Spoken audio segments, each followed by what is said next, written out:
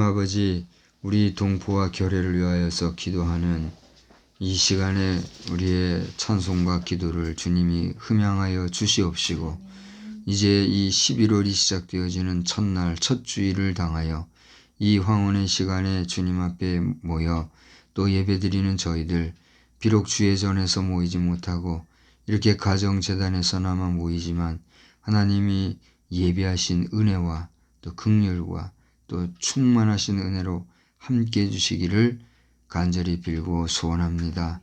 우리 각 교회마다 주의 성전에 모인 모든 성도들마다 주님이 세우신 주의 사자들마다 이 어려운 정치 국면 중에 또 이 시국 중에 저들이 중심으로 또 하나님 앞에 나아가며 충심을 다하여 주어진 사명을 잘 감당할 수 있는 믿음의 부요한 자들이 다 되게 하여 주시옵소서.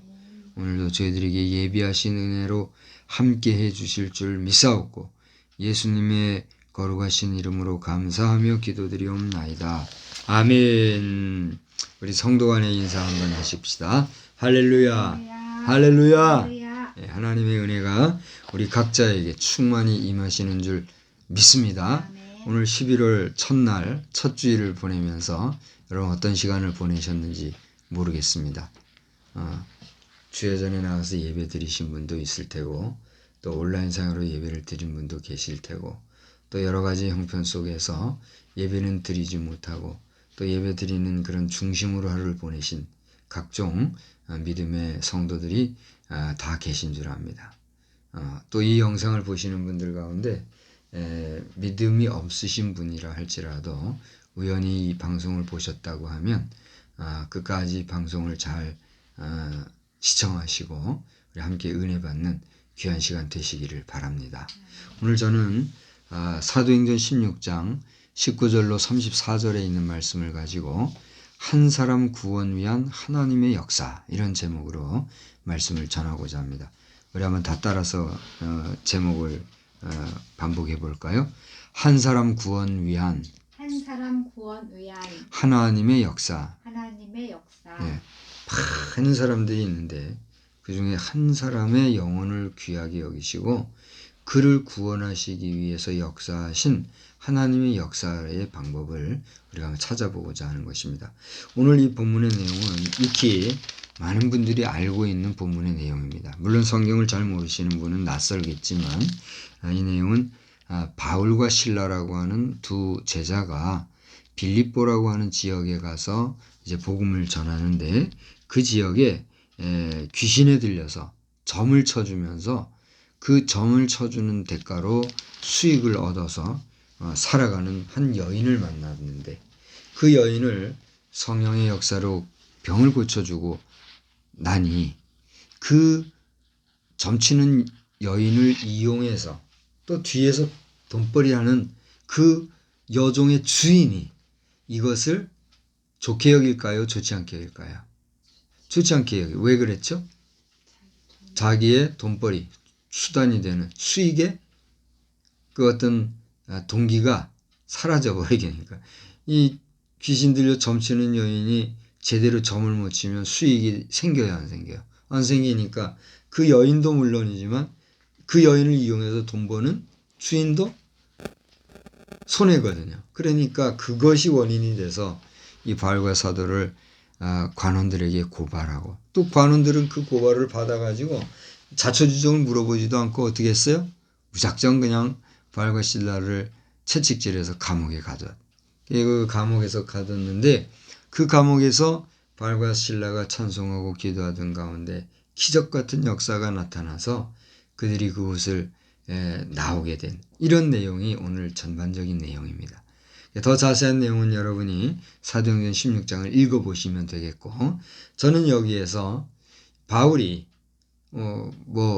로마 사람도 아니잖아요. 사실은요. 로마 유대인, 원래가 유대인인데 로마 시민권을 가진 자로서 이제 로마 지역을 복음 전도하기 위해서 가게 되었고 그곳에서 이제 한 사람을 만났는데 그 사람이 누구란 말이에요? 바로 이 빌립보 감옥을 지키는 간수였단 말이죠. 이 간수를 이제 구원하시기 위한 하나님의 섭리가 오늘 어떻게 전개되었느냐, 이거를 우리가 한번 찾아보고자 하는 거예요. 여기 본문에서 우리가 살펴볼 수 있는 교훈이나 또 그 스토리를 통해서 우리가 연출해 나갈 수 있는 스토리텔링은 참 많이 있어요. 여러 가지를 생각할 수 있어요. 그러나 저는 오늘 이 저녁 시간에 이 간수 한 사람의 영혼을 구하기 위해서 하나님께서 이 내용을 어떻게 엮어가셨는가, 이걸 한번 살펴보자는 거죠. 첫째로 하나님께서는 바울을 옥살이를 하게 하셨어요. 그렇죠? 자, 뭐 바울의 입장에서는 억울하게 되었지만 어쨌거나 바울이 옥살이를 함으로써 간수를 만나게 되었고, 그 간수를 만나게 됨으로써 이제 비로소 복음을 전할 수 있는 계기가 마련이 됐단 말이죠. 그러니까 첫째로 하나님께서 하신 방법은 바울이 옥살이를 하게 함으로써 이제 이 간수를 구원하시고자 하는 계획을 세우셨더라 하는 것이죠. 여러분 23절로 24절을 한번 보세요. 23절로 24절을 보면 거기에는 어떤 말씀이 나옵니까? 이제 관리들에게 명령을 받은 사람들이 바울과 실라의 옷을 찢은 다음에 매로 치고 그 다음에 어떻게 했어요? 옥에 가뒀다 그랬어요. 그래서 간수가 그 명령을 받아가지고 그 명령을 행하는데 어디다가 가뒀다 그랬어요? 깊은 옥에 가두고 그 발을 착고에 든든히 채웠다 그랬어요. 여기 깊은 옥이라고 하는 것은 제가 뭐 로마 감옥에 가보지 않아서 모르지만 이제 상식선에서 당시의 로마 감옥의 구조는 오늘날로 치면 깊은 지하층과 같이 땅속 깊은 곳에 컴컴한 곳에 이렇게 죄인을 집어넣고 거기서 얘기했던 대로 착고에 그 발을 채워서 어거의 몸이 되게 하는, 움직이지 못하게 하는, 이제 단단히 지키는 그런 형식의 옥이었다는 거죠. 그러니까 바울 사도가 이 간수를 만나기 위한 방법으로 지금 감옥에 들어간 거예요. 물론 본인의 의도는 아니었지만 하나님께서 인도하신 방법이 주변의 사람들을 격동시키고 또 결국은 옥에 들어가게 함으로써 그곳에서 하나의 역사를 일으키게 되는 시발점이 되게 되었다 하는 거죠. 자, 그러한 감옥에 들어간 이 바울과 실라는 25절을 보니까 어떻게 했다고 그랬어요? 그 감옥에서 그냥 가만히 있었던 게 아니라 어떻게 해요? 기도하고 찬송하니. 누가 어떻게 했어요? 같은 죄수들이 듣더라 그랬어요. 거기에는 바울과 실라만이 아니라 여러 죄수들도 있었기 때문에 그곳에서 죄수들이 바울과 실라가 찬송하고 기도하는 소리를 들으면서 어떻게 했을까요? 무슨 생각을 했을까요? 성경에 기록은 되어 있지 않지만 그들 가운데서도 저 사람들을 참 신기하다 하면서 쳐다보고 있었거나 또는 관심을 가지고 있다가 또 저들도 예수 믿는 기회를 얻게 됐거나 그런 사람이 있을 수도 있겠죠. 하여튼 그렇게 주변인들에게도 믿음의 사람으로서의 영향력을 끼치는 이런 모습을 보여주게 되었다 하는 것이에요. 그래서 바울의 옥살이를 통해서 하나님께서는 한 사람을 구원하시고자 하는 계획을 세우셨다. 두 번째로는 초자연적인 역사를 또한 동원하신 걸 보게 돼요. 자, 오늘 같은 본문에서 26절을 보니까 그렇게 찬송하고 기도하는 그때에 어떤 일이 있었다고 그랬어요? 갑자기 큰 지진이 나서 그 다음에 옥터가 움직이고 문이 곧 다 열리며 모든 사람의 매인 것이 다 벗어집니다. 네 가지 행동이 생겼어요. 지금 어떤 현상이 나타났어. 어떻게 했다고요? 큰 지진이 났죠. 그 다음에 어떻게 해요? 옥터가 움직였고 문이 다 열렸고 모든 사람의 매인 것이 다 벗어졌다. 이거는 누가 손을 댄 것도 아닌데 자연현상으로 이런 일이 그냥 자연스럽게 일어났다는 거예요. 물론 그 과정에 어떤 비사가 있는지 우리는 모릅니다. 성경에 기록되어 있지 않으니까. 그러나 이 사도행전을 쓴 저자의 기술에 의하면 초자연적으로 갑자기 큰 지진이 나. 이건 그냥 일반 자연현상이 아니라 초자연현상이란 말이에요. 그런 지진하고 옥토가 움직였고 그리고 문마다 다 열리고 이 착고에 처해 있는 이런 뭐예요? 착고들이 다 풀어졌다는 것이죠. 이걸 어떻게 해석할 수 있느냐? 여기에 대해서는 뭐 많은 성서 해석자들도 또는 성경 가지고 설교하는 분들도 여러 가지 얘기를 하겠지만 우리는 성경에 기록되어 있는 그대로 보는 거죠. 이거 어떤 일이 일어났다? 초자연적인 역사를 통해서 하나님께서는 이와 같이 역사하셨다는 것입니다. 그럼 우리의 일생 가운데서 우리의 일상 가운데서 우리가 살아가는 일상 그러한 일상과 일상의 반복이 우리의 일생이 되잖아요. 그럼 우리 일상의 연속인 우리의 일생을 통하여서 발견할 수 있는 것들 중에는 자연스럽고 평범하고 평이한 일도 있는가 하면 어떤 일도 있어요. 정말 초자연적이고 기적과도 같고 신비롭고 놀라운 이해할 수 없는 이런 일들도 많이 생기는 걸 볼 수 있어요, 없어요? 있어요. 우리가 그것을 보지 못하고 경험하지 못했기 때문에 에이 하고 부정할 뿐이지 우리가 생각하지 못하고 상상하지 못한 일들은 지금 이 세상에서 일어나고 있어요, 없어요? 있다는 사실입니다. 하나님께서는 오늘 성경에서 하필이면 이 빌립보 감옥에서 그런 초자연적인 현상을 통해서 하나님의 역사를 이루어 가셨더라라고 하는 것이죠. 여러분의 생애 가운데도 하나님이 이루시는 놀라운 기적의 역사가 순간순간 여러분을 돕는 역사로 나타나는 그런 복된 역사도 넘치기를 우리 주님의 이름으로 축원합니다. 아멘. 세 번째로는 간수의 삶에 대한 애착을 통해서 하나님께서는 역사하신 걸 보게 돼요. 어디서 그걸 볼 수 있을까요? 29절 30절을 한번 봅시다. 그 전에 이제 27, 28절을 보면 그러니까 어떤 상황이냐면 그렇게 막 옥이 흔들리고 난리가 나고 간수들이 착고가 벗어지고 이렇게 간수가 자다가 그걸 듣고선 깜짝 놀라서 가보니까 지금 어떻게 돼 있어요? 옥이 난장판이 돼 있는 거예요. 옥터는 흔들려서 막 뭐 문이 열려 있고 간수들은 죄수들은 착고가 풀어져서 뭐 밖에 나간 사람도 있었는지는 모르겠지만 보니까 자기 생각에 옥문들이 열린 것을 보고 그 다음에 뭐라 그랬어요? 죄수들이 도망한 줄 생각했다 그랬어요.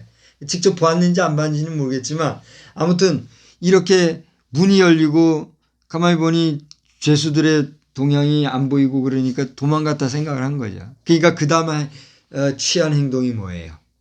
칼을 빼서 자결을 하려고 그랬대. 왜 그랬을까요? 뭐 지금도 그렇겠지만 간수가 책임을 다하지 못하면은 거기에 따르는 뭐가 있어요? 징벌이 있잖아요. 그러니까 이 간수도 그 당시에 징벌을 받는데 그 징벌이 무엇이었을까요? 모르긴 하여도 물리적인, 신체적인 큰 고통의 피해를 그가 볼 것을 알고 있었던 것 같아요. 그래서 더 역사적인 것은 여러분 뭐 얼마든지 상식적으로 찾아볼 수 있으니까 찾아보면 되고 제가 아는 상식으로 성경 상식으로는 이 당시에 이 간수는 자기가 지키는 죄수를 잘 지키지 못하게 된 경우 그 자신도 퇴장을 당할 수밖에 없는 그런 형벌이 있었다는 거예요. 그게 무서우니까 차라리 내가 죽고 말리라고 자결하려고 하는 그런 가운데 있었다는 거예요. 그때에 어떻게 했습니까? 소리가 들리는데 28절에 바울이 크게 소리지기를 내 몸을 상하지 말라 우리가 여기 있노라 하고 그냥 이게 복음이 아니겠어요? 이 간수에게 있어서는 이게 복음이에요. 자기가 지금 잃어버렸고 잘 지키지 못했다고 생각했던 간수가 이거 어디서 소리를 지르면서 자결하지 말라고 우리가 여기 있다고 말을 하니 얼마나 감사하고 놀랐겠어요. 그러자 뛰어들어가서 29절에 바울과 실라 앞에 엎드리고 30절에 말하기를 우리 다 같이 읽어봅시다. 그들을 데리고 나가 이르되 선생들이여 내가 어떻게 해야 구원을 받으리?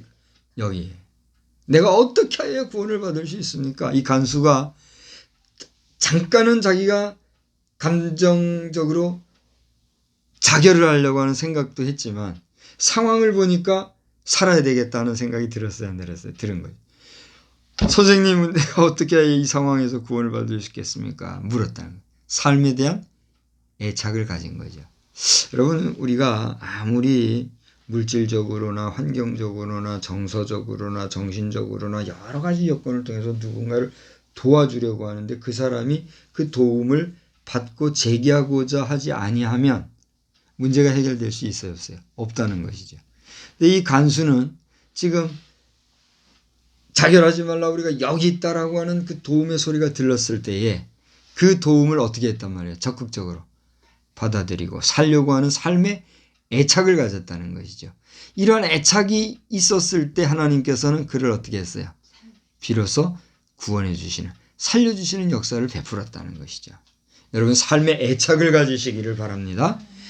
나 죽기 싫어. 막 그런 어떤 그런 개념이 아니라 정말 내가 사는 삶은 언제 하나님이 나를 부르시더라도 내가 최선을 다하며 하나님께서 내게 주신 사명, 하나님께서 나를 부르신 그 소명에 대한 확실한 응답을 내가 하고 살겠다. 내가 힘이 있는 동안은 내가 주의를 하며 살겠다. 라고 하는 그런 자기 사명에 대한 충성심을 의미하는 거예요. 그런 삶의 애착을 가질 때 하나님께서는 이 간수를 어떻게 한 거예요? 구원해 주셨다는 거예요. 할렐루야. 여러분에게도 그런 구원의 역사가 있기를 주의 이름으로 축원합니다. 마지막으로 간수의 가족이 세례를 받았다는 겁니다. 자, 이 한 사람이 구원받고 나니까 그 다음에 어떤 역사가 나타났습니까? 34절을 보니까 33, 34절을 보니까 32절부터 봐야 되겠네요. 32, 33, 34절을 보니까 그 사람과 그 간수를 얘기하죠. 그 사람과 그 집에 있는 모든 사람에게 주의 복음을 전하니 33절 그 시각에 간수가 그들을 데려다가 누구를 데려다가 바울과 실라를 데려다가 씻어주고 자기와 그 온 가족이 다 뭘 받아요? 그 밤에 세례를 받았대요. 여러분 잠시 전만 해도 죽을 수밖에 없는 운명 속으로 떨어질 뻔했던 이 간수였지만 그가 복음의 말씀을 듣고 예수 이름을 받았을 때에 그 예수의 역사하심을 저가 믿고 그 밤에 바로 지체 없이 세례를 받았습니다. 세례를 받는다는 건 뭐예요? 주님을 영접한다는 거예요. 영접하는 자 곧 그때 그 뜻대로 부르심을 입은 자들에게는 내가 구원을 은혜로 주겠다 말씀하셨잖아요. 주님을 영접하는 대가로 이 간수는 뭘 받았어요? 구원을 받게 됐다는 것이죠.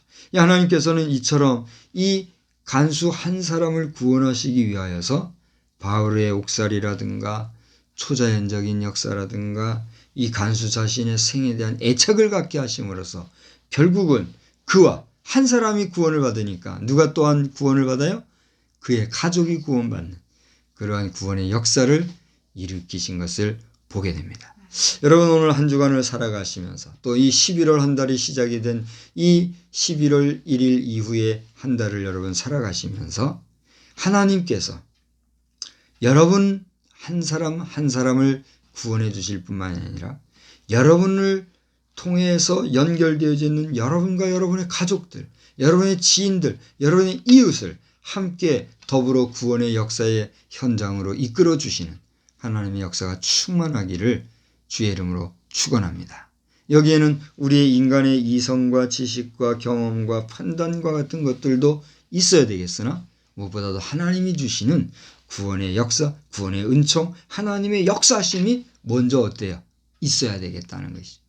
하나님의 역사가 없이 우리가 뭘 어떻게 해보려고 하면 역사가 나타나요? 안 나타나요? 안 나타나더라는 거지.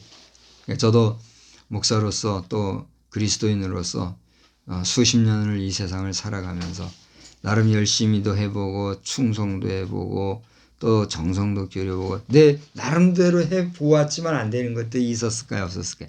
있더라고요.